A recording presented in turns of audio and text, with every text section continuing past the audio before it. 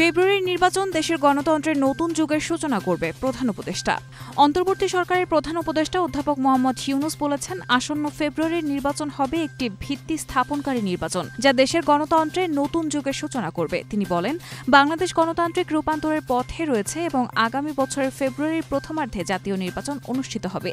মঙ্গলবার ২৩ সেপ্টেম্বর প্যারিসের মেয়র আনে হিদালগো নিউ ইয়র্কে অন্তর্বর্তী সরকারের প্রধান উপদেষ্টা অধ্যাপক প্রফেসর মোহাম্মদ ইউনূসের সঙ্গে হোটেলে সৌজন্য সাক্ষাৎ করতে গেলে তিনি এইসব কথা বলেন।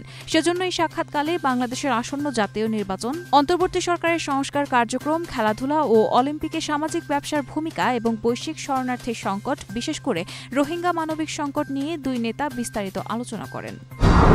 ৫ দিনের রিমান্ডে সাবেক মন্ত্রী কামরুল ইসলাম। জুলাই আন্দোলনের সময় শাহবাগে জুট ব্যবসায়ী মোহাম্মদ মনির হত্যা মামলায় সাবেক খাদ্যমন্ত্রী অ্যাডভোকেট কামরুল ইসলামের ৫ দিনের রিমান্ড মঞ্জুর করেছেন আদালত। বুধবার ২৪ সেপ্টেম্বর ঢাকার মেট্রোপলিটন ম্যাজিস্ট্রেট সাদেকুর রহমান শুনানি শেষে এই আদেশ দেন। এদিন কামরুল ইসলামকে আদালতে হাজির করে মামলার তদন্তকারী কর্মকর্তা শাহবাগ থানার উপপরিদর্শক মাইনুল ইসলাম খান পুলক ১০ দিনের রিমান্ড চেয়ে আবেদন করেন। শুনানি শেষে আদালত তার ৫ দিনের রিমান্ডের আদেশ দেন। ট্রাম্প নোবেল পুরস্কার চাইলে গাজার যুদ্ধ থামাতে হবে, ম্যাক্রো।